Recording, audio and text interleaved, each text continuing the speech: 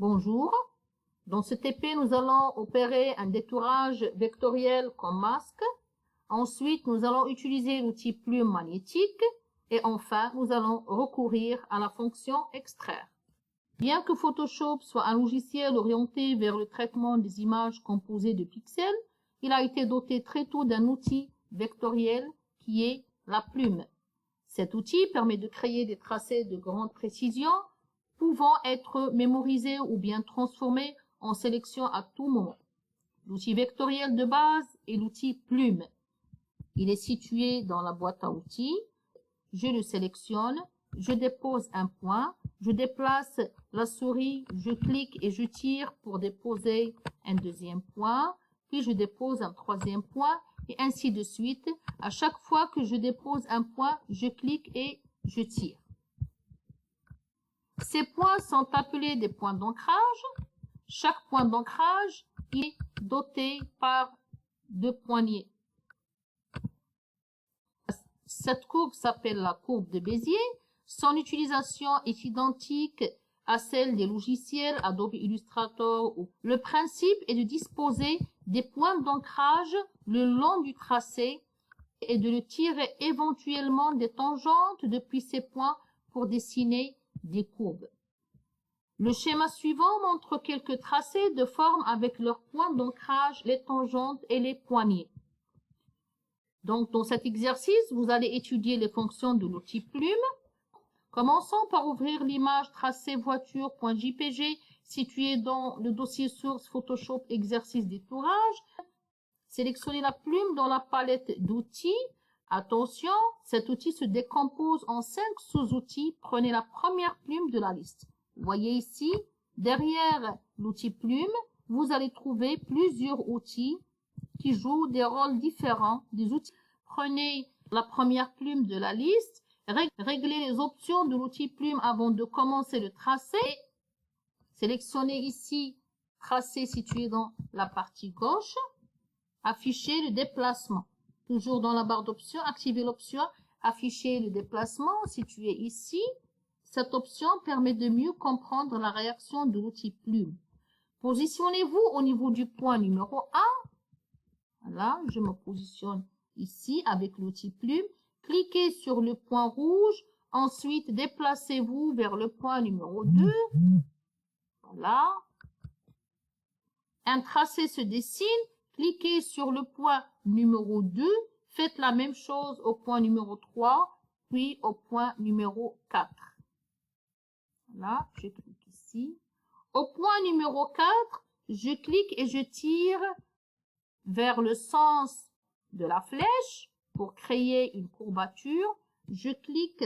Cliquez maintenant, enfoncez le bouton de la souris et déplacez-vous jusqu'au rond orange situé au-dessus. En suivant la flèche, relâchez le bouton de la souris. Vous venez de réaliser une tangente au point placé entre les points numéro 4 et le point numéro 5. Cliquez sur le point numéro 5. La courbe est placée. Tenant compte de la tangente que vous avez définie, cliquez ensuite sur le point numéro 6. Puis, déplacez la main de la souris et cliquez sur le point numéro 7. Cliquez et tirez en bas vers le point orange. Puis, changez le tracé jusqu'au point numéro 8, jusqu'au point numéro 9. Puis, cliquez entre le point numéro 9 et le point numéro 10 en tenant la touche Shift. Puis, cliquez sur le point numéro 10. Ensuite, cliquez sur le point numéro 11. Puis, cliquez entre les deux, 11 et numéro 12 en tenant la touche Shift. Puis, cliquez sur le point numéro 12. Puis, fermez le tracé.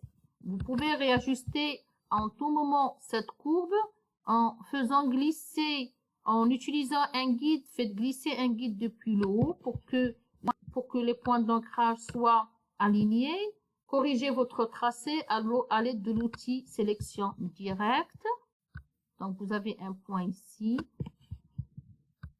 Corrigez votre tracé avec le point sélection directe. Cliquez sur le point ici et le point ici. Vous pouvez déplacer par l'outil par la flèche de sélection de tracé, vous pouvez déplacer ce tracé pour vérifier que les deux tracés sont identiques. Donc, que les deux tracés sont identiques. Et si vous remarquez qu'il y a une différence, corrigez-la. Donc, je vais sélectionner ce point d'ancrage, le positionner sur le deuxième, à cet endroit, et je sélectionne ce point d'ancrage, je le positionne à cet endroit, je sélectionne aussi ce point d'ancrage, donc, et déplacer la voiture à le tracé à son emplacement. Utilisez les flèches de déplacement pour déplacer le tracé à son emplacement. Maintenant, nous allons réaliser le détourage vectoriel de cette voiture. Zoomez sur l'objet à détourer à l'aide de l'outil loupe. Bien centrez la voiture au centre de la page de votre document. Sélectionnez l'outil plume et commencez le détourage.